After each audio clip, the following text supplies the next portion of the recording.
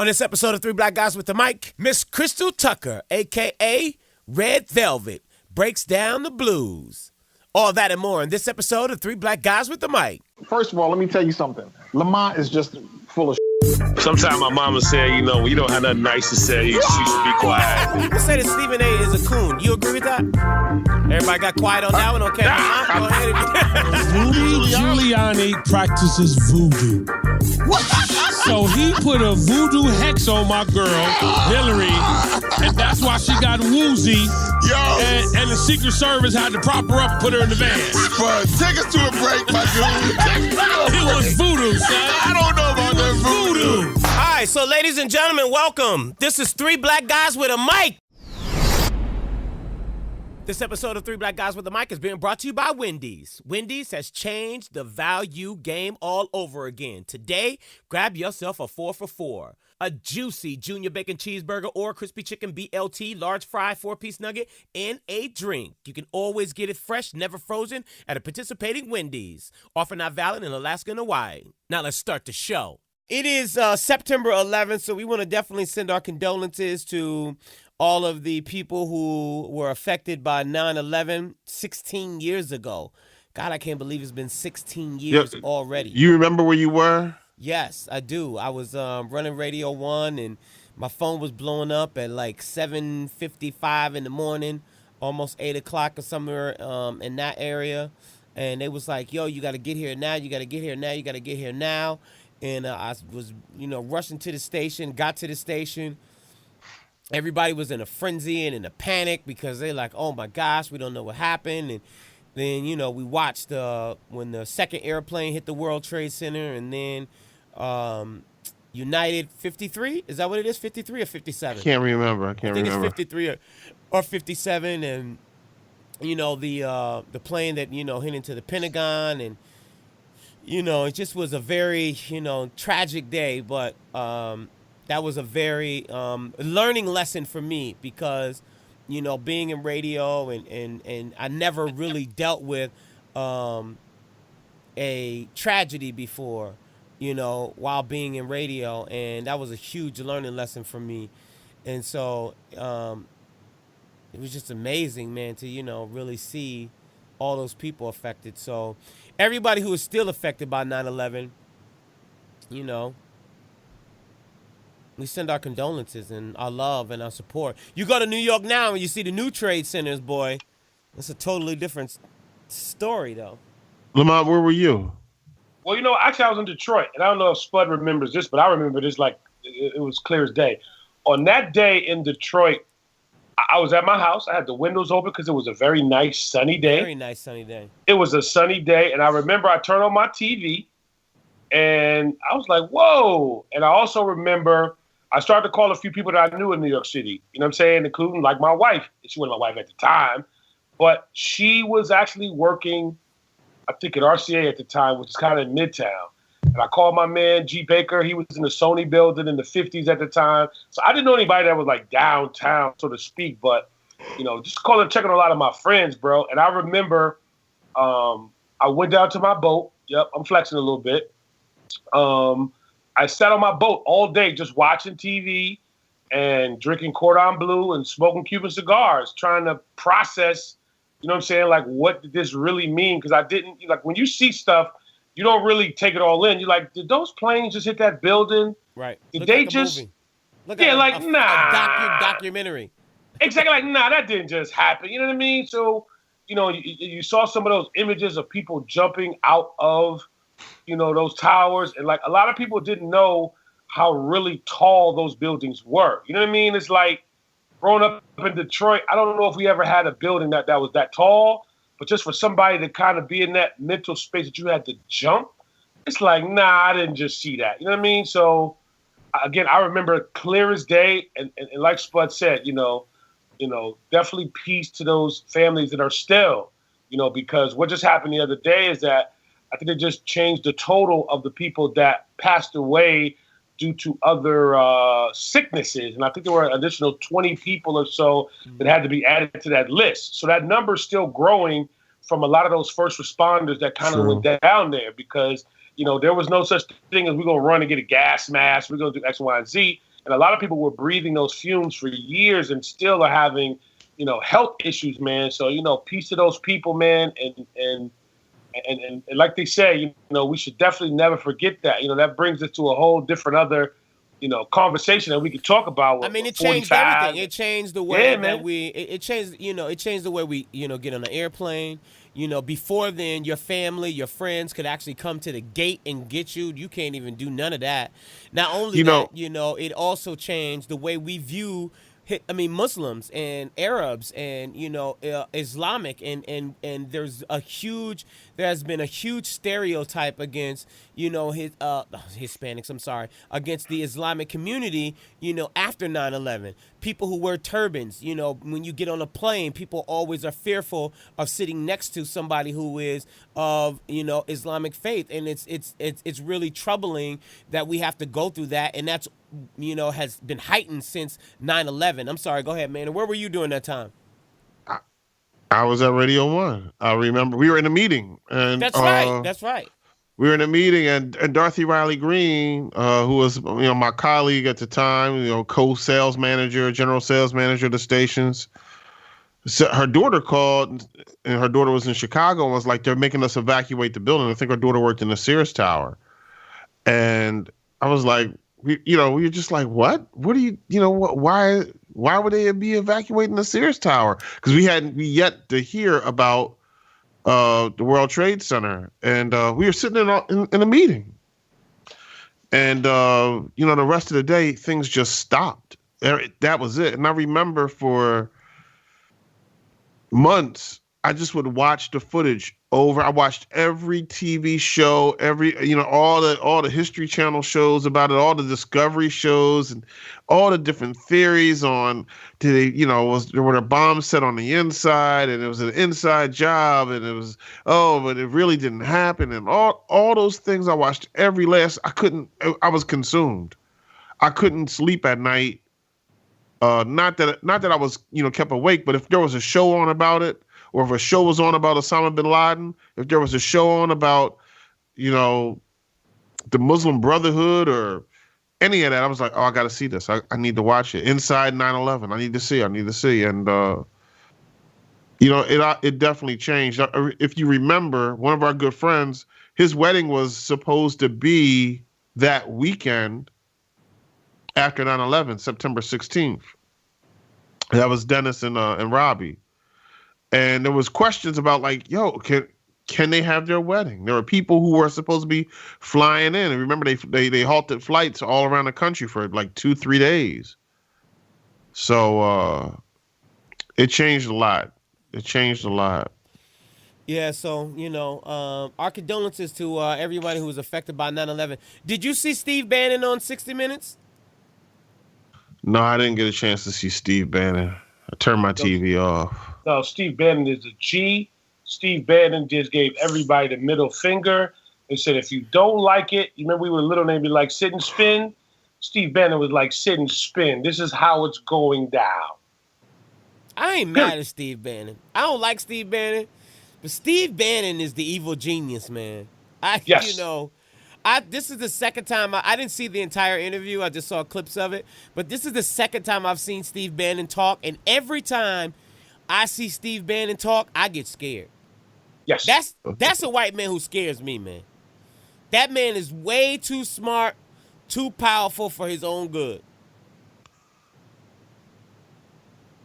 Man, I hear all that bull. No, man. Hold on, Lamont. Can I say it? Can I say it? There goes Spud trying to believe that the white man ice is colder. No, I don't. I do think that the white man's ice is colder. But listen, Steve Bannon's scary, man. He is. You know what? You know what's not scary? You know what makes me proud? You know what makes me happy? You know what brings me joy? When I think, yes, this is true.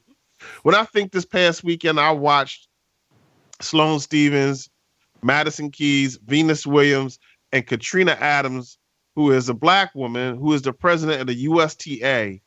And they were just, it is just, Sloane Stephens wins the U.S. Open. This is a girl who just not even 6 months ago, 3-4 months ago, wasn't even ranked in the top 900 female tennis players in the world. Was ranked like 940, and just demolished the competition. She beat Venus Williams. That's no small feat. And Maynard, I don't want to take no win out of your sail, and that's cool.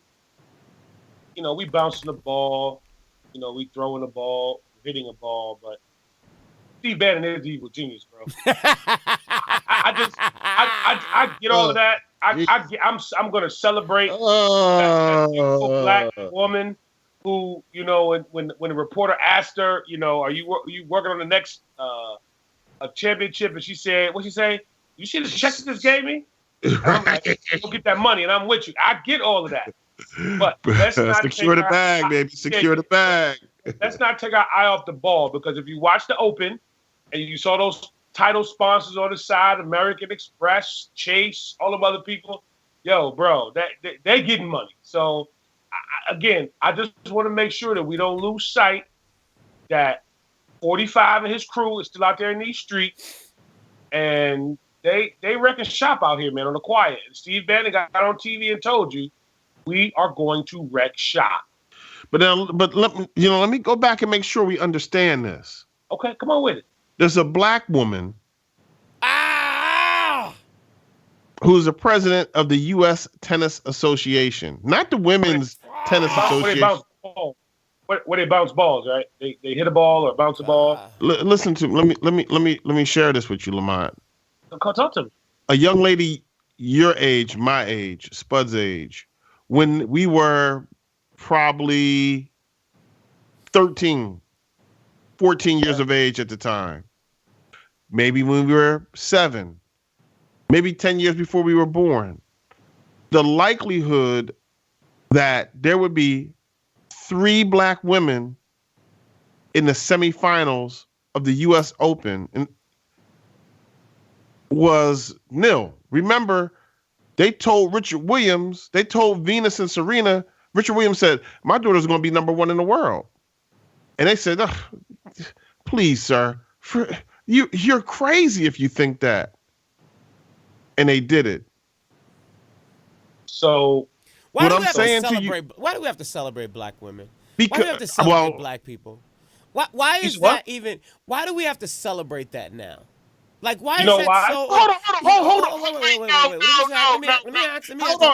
No, Spud. You mean to tell me for 6 and 7 weeks you get to come on here and talk about Cardi B is winning? But that has nothing to do with her being black, though. That has nothing to do with her being black. It doesn't matter. That has nothing. It does matter. I'm just asking. Hold on. Let me breathe. Cardi B and this breathe? I just let you breathe for 5 minutes. You had a whole meditation session. Let me breathe. Get him, man. Get him. Listen, best and brightest. She's one of the best and brightest. This is the type of young. Why does that matter? Why does it matter? I mean, I get it. I appreciate the fact that she is best and she is brightest, and that's all good. I mean, I'm just asking. You know, we go over this situation all the time, and you know what? Maybe it's just me. However, I'm just, in my opinion, it always makes black folks look or feel as if they're always going to be second class, because we always have to highlight the fact that we're the first to do this, or we are the first to do that, or, oh my God, there's a black woman finally doing this. What the man? I mean, it's like, I get it. So let me ask you a question. Let me ask you a question. Was it important? Was it important to African Americans? Was it important to our history when Jackie Robinson broke the color barrier? That was 1920s. That's the 1920s. This is 2017. Dude, it was not in the 20s, first of all. Okay, when was it? Was it in the 20s or the 30s or the whatever? Whenever it was. It was not 2017. It was not 2017.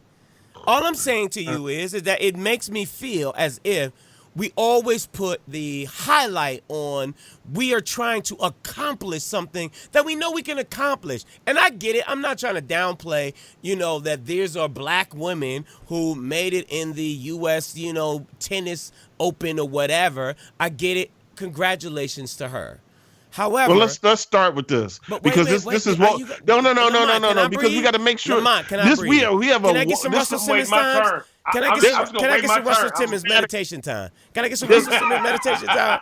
there's a woeful level of inadequacy when you say that was the 20s or that was the 30s. It was 1947, and there's a direct 1947, way before there wasn't a desegregation president and the whole 9 yards. Wasn't a black president until 2009. Okay. That man didn't get into office until January of 2009. What I'm suggesting to you is that my father, all of our fathers, all of our parents probably have said before Barack Obama was elected, there ain't gonna be a black man president in my lifetime. That's not gonna happen. We couldn't believe it. Our language didn't let us. But you're talking to me as if nobody of African American descent has not already made that accomplishment. Listen, we have to celebrate these things because that's the problem. We're going to be constantly celebrating things that make us look as if we can never accomplish those things if we weren't black. We're going to always be celebrating the fact that an African American is second class to a white guy or to a white woman. We're not celebrating that. We're You celebrating just celebrated that. We are celebrating the fact that we a black are girl accomplished. is We now are accomplished. the head of the tennis. Right, because we are accomplished. We because there are people like my little girl. Do you believe that we're accomplished? Do you believe African Americans are just as equal as white folks? You think we're not? Do you? I'm asking you the question. I think that we are as good as and better in many instances as anyone that walks the face of this planet. Okay, so why do you believe that it's important that we have to be able to highlight the fact that we are just as good as any other white person or anybody else in that situation? We don't have to highlight those situations because you just told me that we already are as good as. Okay, the reasons are these, and it's real simple. Go. The reasons are simple. When you look at the Fortune 500 companies and you look for the black CEOs, you're going to have a hard time. The reason why is because we're being locked out.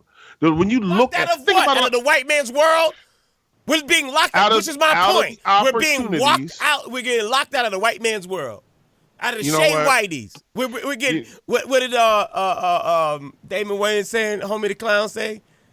The shade whiteys. We getting locked out of the shade whiteys. So is this two black guys or is it three? I mean, it's Lamont, go ahead, jump in here, Lamont, man, because I can't work with your man right now. Jump on in, black man, and tell him how good of a black man you are. Go on and tell him how good of a black man you are. No. Honestly, I think you're both right, but Maynard, here's the part that I want you to understand, or I think Spud may not be articulating as eloquently as we would all like. Is I think, there's a certain generation that all they know is Barack Obama. Okay, so that's common to them.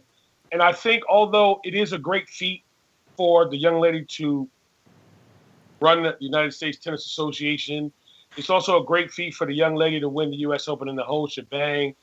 But at the end of the day, for me personally, it's about sports and entertainment, and that's cool. But I'm also concerned about like policy, we just attended this wonderful opening reception at this new arena in my hometown. And it disturbs me to no end that they don't have one African-American vendor in the whole place. Not one.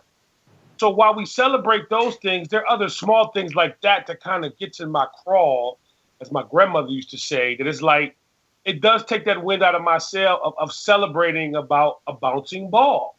Well, so let me share it with like this. Okay. Yeah, and maybe but you here's guys my point. I'm sorry, Maynard. Jesus. I'm sorry. You know what? Never mind. No. Go ahead. Go ahead. You got that. Go ahead. Okay, go ahead. Thank you. I'm only because Lamont made his point is.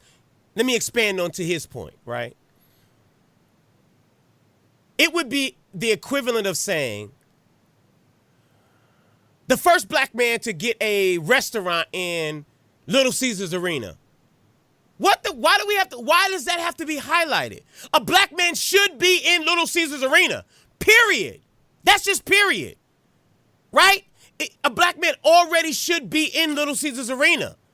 For us to be able to say, oh my God, this such and such guy who has this restaurant, the first black guy to have a restaurant in Little Caesars Arena, makes me feel as if black people are always secondary to the white man's world, and that we always have to highlight the fact that we have accomplished something within this circle of the white man's world.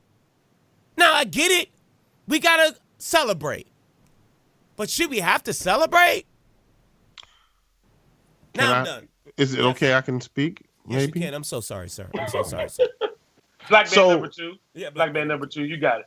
When I have a daughter who is a little black girl, right? And a lot of the games that she downloads on the iPad, a lot of the little cartoons, the black girls aren't there. The games have the little blonde girls. They have the little white girls. We try to find games with black girls.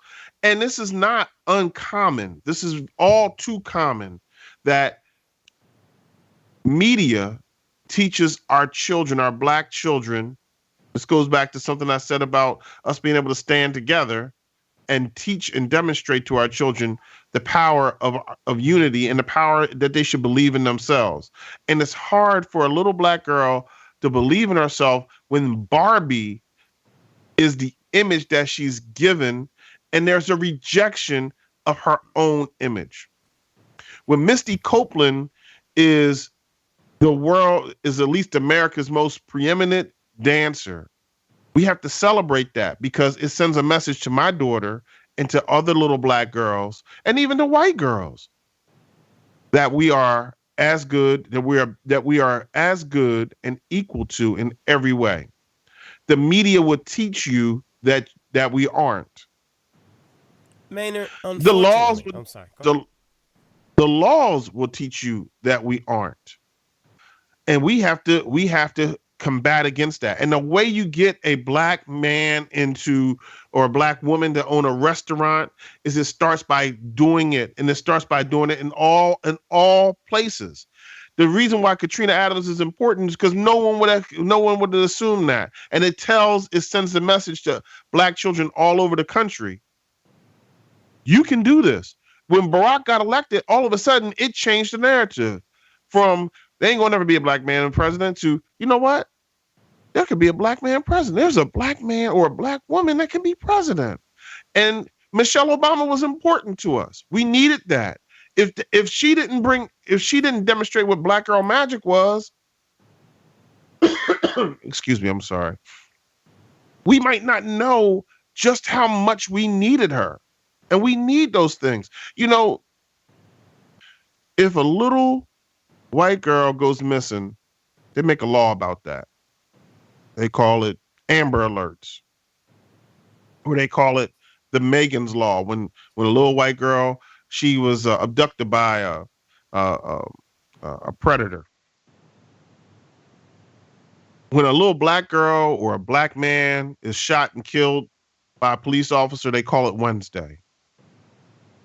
We have got to make certain that we, if no one else, sing our praises and make certain that we teach our children that we're as good, if not better, than anyone who walks upright on this planet. All right, let's go to a break. We come back, Crystal Tucker, Miss Red Velvet's going to break down the blues and talk about, and you think we talk about black people. She got a lot to say when we come back right here on Three Black Guys with a Mic. Attention all my cigar lovers, guess what?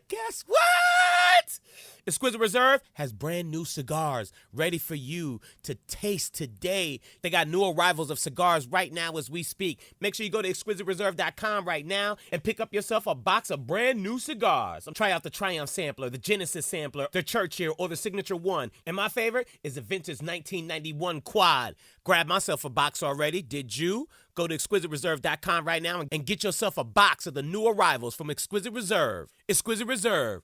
More than a word. It's a lifestyle. Now back to the show. Well, Miss Tucker, a.k.a. Red Velvet, is with us this evening on Three Black Guys with the Mic. We are so honored to have you.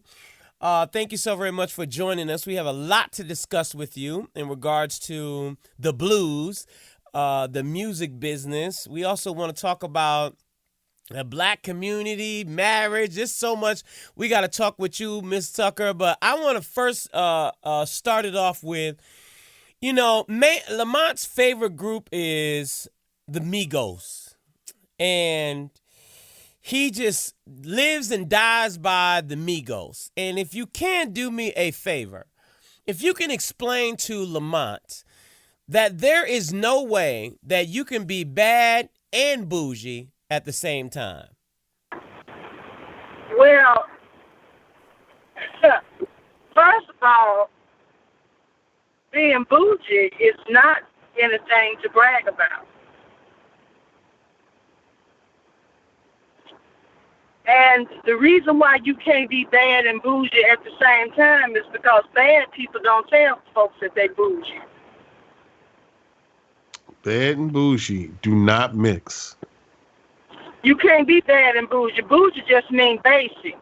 Basic. The bourgeois or the bourgeoisie was a middle class, regular, ordinary group of people.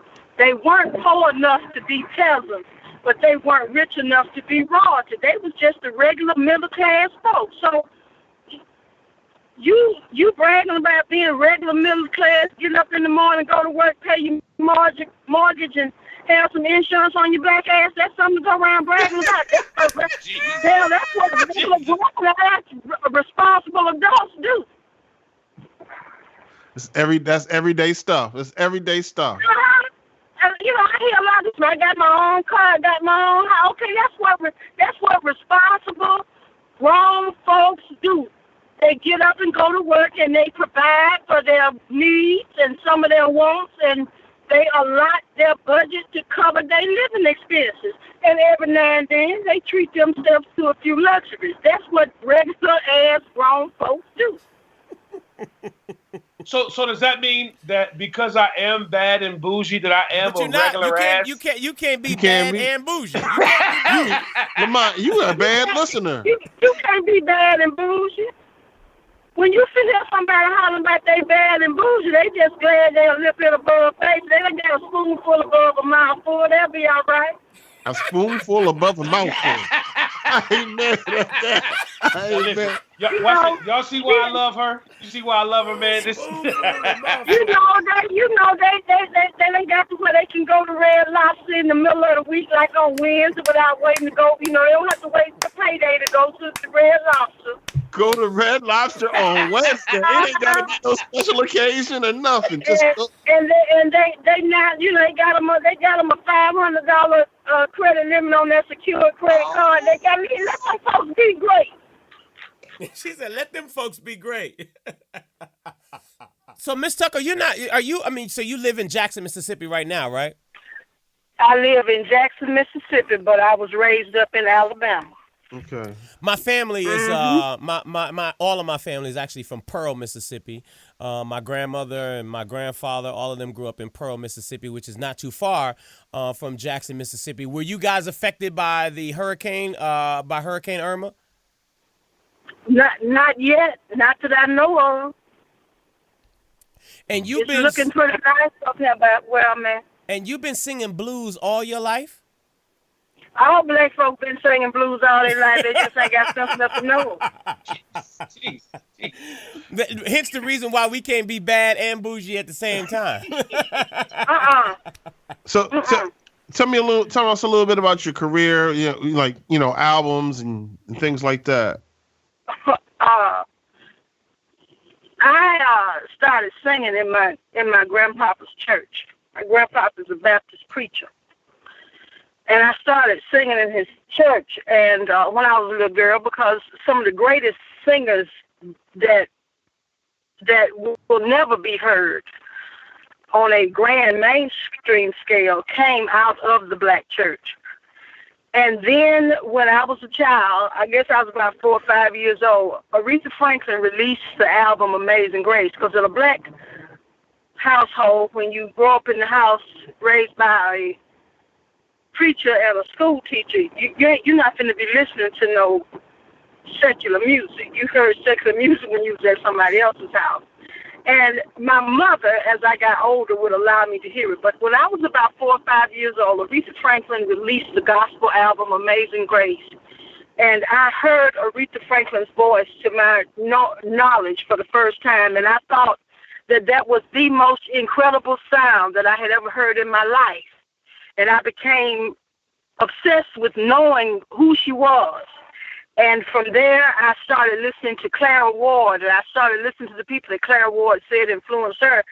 And I started looking at all these great women in music, and then I started looking at, as I got older, how important black music is to our history, to our culture, and even in our survival. I wanted to sing, but my grandmother, being wise, even though she was a Southern teacher, not streetwise, but she had enough godly wisdom, and she had lived long enough to know some things that I did not know and did not understand. She did not want me to have anything to do with secular music, and I thought she was being mean until I became an adult, and I came to understand why my family wanted me to pursue my education, to pursue being a nurse, because that's what I wanted to do, and said once you become a nurse and you are financially stable, then you go and do that and see if you like it.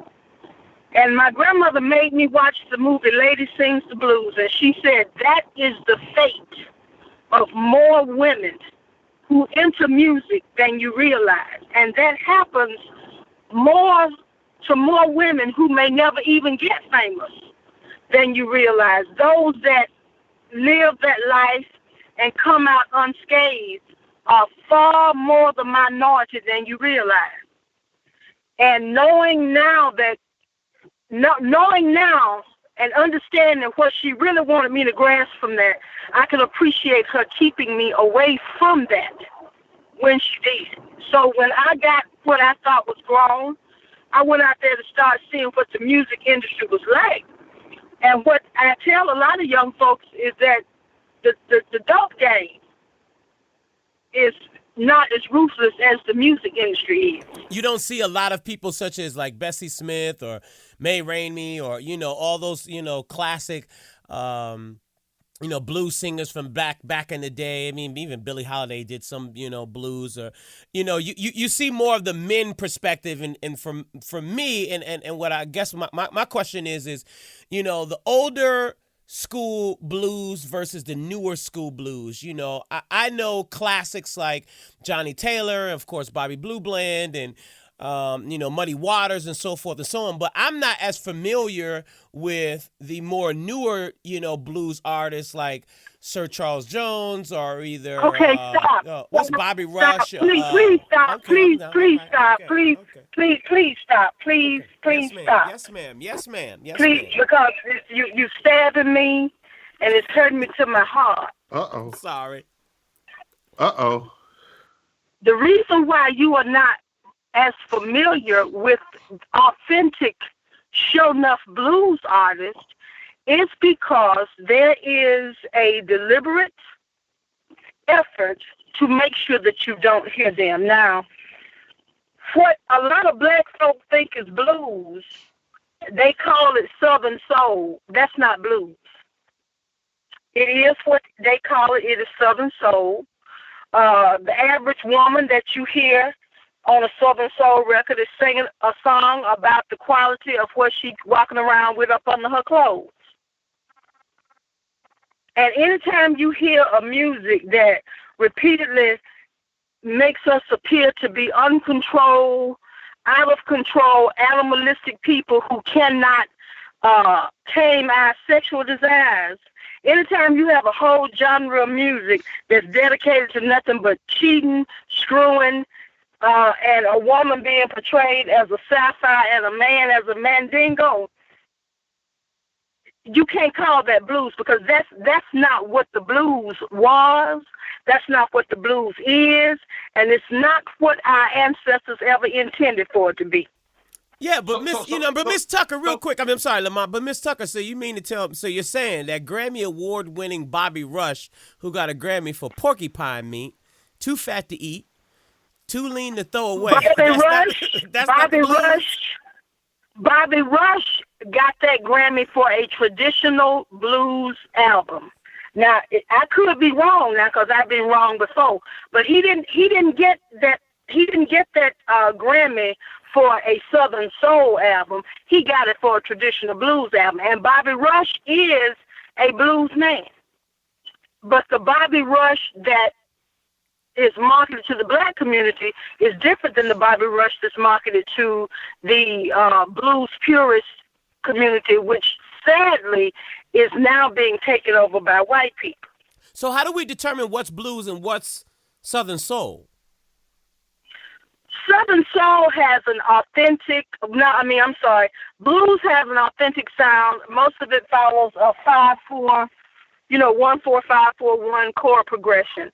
Southern Soul is more of a contrived sound. It's more like a techie sound where you hear guitar, drums, bass, and you have that keyboard that a synthesizer that imitates the horns in it.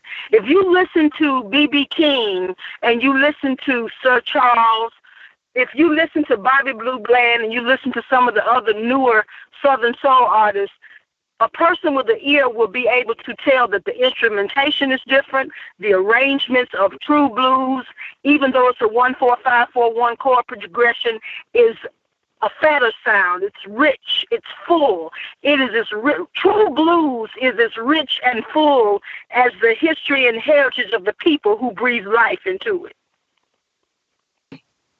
So let me ask you this question, and let's kind of go into, like you talked about the history of the blues. Now, I read this, and I don't know if this is correct, is that blues stems from a lot of our ancestors who had those, what some may call Negro spirituals. So when you talk about the history of it, where did blues come from, or what? Not Southern Soul, but traditional purist of blues music. Tell us a little bit about the origins of that. Like, where did that come from? I'm so glad you asked that question. Okay. The blues is more than 500 years old. It was conceived on the shores of West Africa. It incubated in the holds of slave ships. It was birthed on the auction block, and it was raised and cultivated right beside the rows of cotton in the fields on the plantations of America. The blues came from Africa with our people. If you will look at the African scale is a pentatonic, a 5-note scale. That's why there's only a chord progression up to the 5th note in blues. The blues actually began because we can't all talk at the same time, but we can all sing at the same time. And when you bring a people to a foreign country and you strip them of all of the culture that you think that you can control, the one thing that you cannot take from these people is what is within their spirit. So as we were separated so that we would not be able to communicate, we were deliberately separated so that there were not too many of us who could speak the same language. As we were able to learn English, we were able to communicate with each other by bringing those rhythms and cadences from Africa and singing. We could keep that. And when Christianity was forced upon us as our religion, we used the themes of the white man's religion, put it with our rhythms and our scales, and created a secret code in the fields that made the master think we was talking about stealing away to the white man on that picture he was telling us was Jesus. And we were actually talking about steal away to Jesus because the first slave ship that ever brought Africans to the shores of America was named Jesus. And when they were singing steal away to Jesus, they were passing codes in the fields to let each of them know that it was time to prepare to get ready to run. It was time to get ready to get to get into the ranks to form an insurrection, or to even let them know that tonight is the night we're going to raid the big house and kill our captain. That's where the blues began. Well, Miss Tucker, let's move forward to a little bit more of the present day. What you just broke down, as well as some of the things that you break down these days, is that it is a very strong message for black people, one, to get their SHIT together. And I love the way you put it. Sometimes you put it a little blunt, like how to put the right hand on the right hoe. It's just funny to me. That's all. I'm sorry. And that's all right. It's okay for it to be funny, because see, one thing I have come to understand, you have to meet people where they are, because some of the most profound lessons that you ever learned in your life, you didn't learn them at none of them fine colleges and universities y'all went to. You learned them sitting up. You learned them when you were sitting out there with your uncle, who had just polished off a shot of that Johnny Walker Red, and he said, "Come here, boy, let me tell you something. Sit your ass down over here." You said Johnny Walker Red. I only thought they drank the black, fellas. I didn't know that red was a little high cotton. Was it not? Well, you got Johnny Walker. You got Johnny Walker Red, Johnny Walker Green, Johnny Walker Gold, Johnny Walker Blue, and Johnny Walker Black. That's all right. That's all right. I just want to make sure I'm clear now. Okay, go ahead. Okay. So when you talk to people, the first thing that I had to try to do when I thought that I would try to do my people some good is to first find out what it is that they wanted to know. And then, in order for me to do that, I first had to seek to understand more than I wanted to be understood. And when I started looking at what was ailing my people, a lot of us want to think that we need more education, we need more money, we need to go register to vote and all that. We do need all that. But the first thing we need is some truth. And we need somebody that loves us enough to tell us about ourselves. You know, one of the things one of the things, and I said this earlier when we were just kind of setting up, is I recognized a lot of truth and a lot of telling folks about themselves in your messages. And one of those messages was about the celebration of the 4th of July, and that there should be some recognition. And a couple of things really rang true with me. You said, look, you want to celebrate the 4th of July, go ahead. You get the day off and you want to have some food and fellowship with your family, but know your own history. And right now we continue to have almost weekly now a debate on Colin Kaepernick and whether or not they're doing him wrong, or whether we should stand with this brother or not. How do those things intertwine? That, you know, he's got this thing, and you had this really interesting message on the 4th and our own history. Well,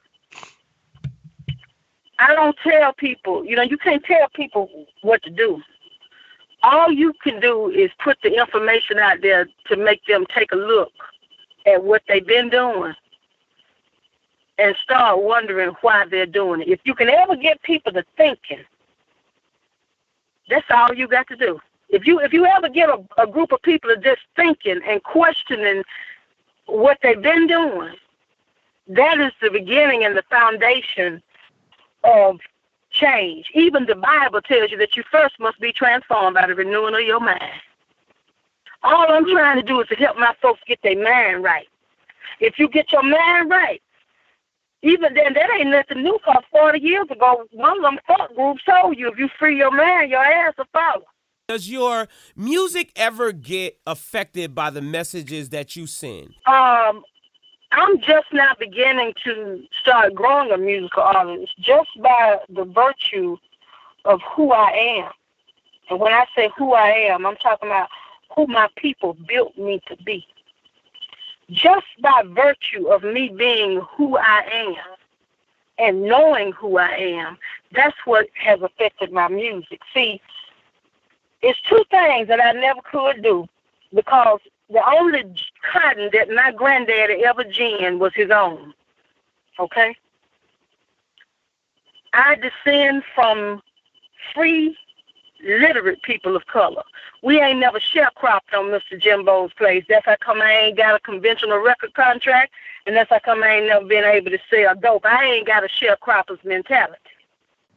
So when somebody puts one of them cookie-cutter conventional recording contracts in front of me, I got sense enough to know, oh, no, baby, you can't get out here in this field because you'll never be able to settle up with the company store at the end of the harvest. I had sense enough to know that.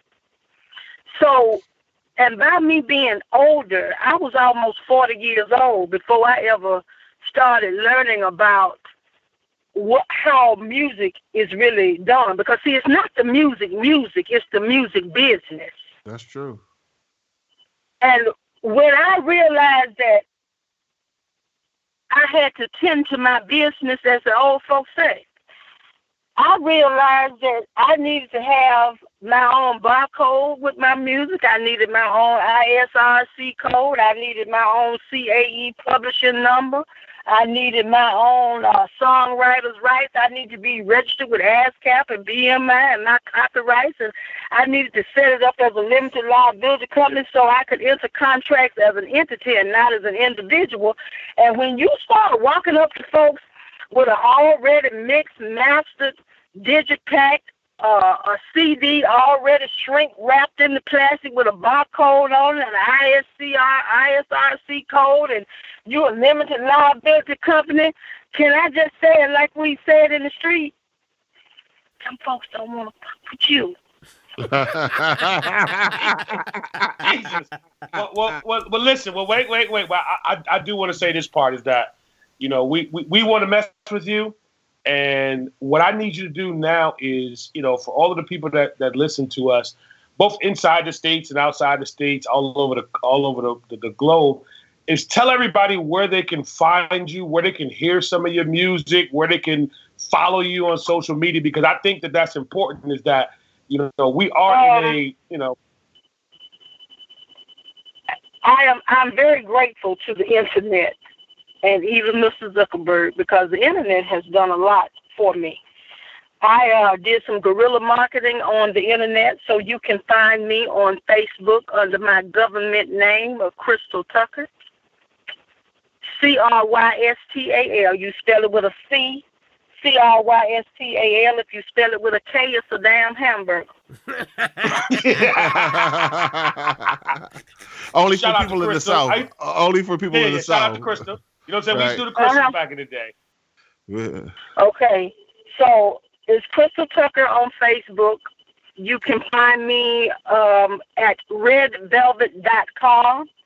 Red Velvet, spelled REDD with 2 D's, redvelvet.com, just like the cake. And I chose that name because a lot of people don't realize that red velvet is nothing but a chocolate cake with a little kick to it. That's what it is. So same thing about me. I'm a chocolate with a little kick to me. But you can find me at redvelvet.com. You can also go to my historical site, IamTheBlues.net. It is the site that I built to highlight a living blues exhibit that I take around whenever I'm requested to do so, to educate my people about just how important and how integral we are to the development of all American music, and that the blues is one of the greatest gifts that our people ever gave the world. So you can find me at Crystal Tucker on Facebook. You can find me at crystaltuckerspeaks.com, redvelvet.com, and IamTheBlues.net. Well, there it is. You can find links to my music on my website. You can go to CD Baby and look for Red Velvet. You can also go to a compilation album called Fried Glass Onions, Memphis Meets the Beatles, and you'll be able to hear how I took one of the Beatles' greatest hits and put a little soul with it. Slowed it down, made it real soulful. Well, we want to thank you so much for participating, and everyone that who's listening. We encourage you to check it out for yourself. I've done my research and listened to some of her music, and I enjoy it. And it's not Spud, it's not Southern Soul, it's blues. I'm just letting you know. It's just right. It's not Southern Soul. It's blues. it's for grown people. I tell people I'm doing a couple of shows coming up. I'm doing one in Denton, Texas this Saturday. I usually come out when I do my shows with a plate of cookies and some milk. And I stop the band and I let them know really quickly that if you want, if you want to hear them song about busting the windows out the car and you can't feel your legs and all that kind of stuff, I don't sing them kind of songs because I'm damn near 50 years old. If anything done happen to me and I ain't feeling my legs, I need to go see my cardiologist because I might be done had a damn stroke or something. I'm damn near 50 years old. Whoa. So, Spud, did you hear that? I He did. said they sing songs about they can't feel their legs. I'm And scared busting the to windows out ask. the car. Yeah, bro. Okay. You can't be busting the windows out the car because if I'm gonna date a man, if you bust one out of his car, his deductible is high, and it's So what I do when if they want to be hearing songs about I can't feel my legs and busting the windows out the cars and all this new bad and bougie, what I do is I come out with a plate of cookies and some milk and a book, and I offer to get them some milk and cookies and read them a bedtime story so they can take their little young ass home like that. Put the children to bed. Put the children to bed. Right. On Cause blues is grown folk music. Oh, Miss Tucker, thank you so very much for taking the time to talk to us, educating us, and breaking it down for us. We truly appreciate it. Thank you so very much. All right. And y'all come on down. When you come on to Mississippi, y'all come see me. All right, thank you. All right, let's do the cactus before we go. The cactus of the week is where somebody says some stupid-ish, and they got to choke on their words. Maynard, who's getting the cactus, my brother? There's a lot of people out here, these climate scientists deniers or climate science or climate change deniers. One of those such people will go on the radio with his powerful voice and tell people, y'all ain't got to leave Florida. I live here in Palm Beach. I ain't leaving. They just trying to sell more water. They just trying to push the idea that there's climate change. They're trying to, this is on some bull. Rush Limbaugh will have these people sit in their homes and get hurt. Talking about you ain't got to leave. Don't think about Hurricane Irma. It ain't nothing. He decided, oh shit, Irma's for real. And he bounced. This one radio broadcaster, Rush Limbaugh, who's heard all over the air, all over the country, opened his fat mouth, and then eventually he had to put his foot in it because he left. He got afraid. He talked all this shiggity, and then he left. He talked all big and bad how Irma and climate change is on some foolishness, and now he bounced. But I'm not going to give it to him. There's another radio broadcaster that I think is more deserving, who wants to talk in the middle of my Cactus Award. He's on the air, 9:10 a.m. Hey, you better chill out with that. Oh, is it 4 to 6, Spud? Uh-uh. Rush Limbaugh, choke on some cactus, dude. You deserve only the very finest in cactus prickles in your throat. We will do this again next Tuesday. Thank you so very much to Crystal Tucker, a.k.a. Red Velvet, for being a part of our podcast tonight. Make sure you check her out at redvelvet.com. I am theblues.net. And check her out on Facebook at Crystal Tucker, a.k.a. Red Velvet. You'll learn something. We'll give it y'all again on Tuesday right here on Three Black Guys with the Mic.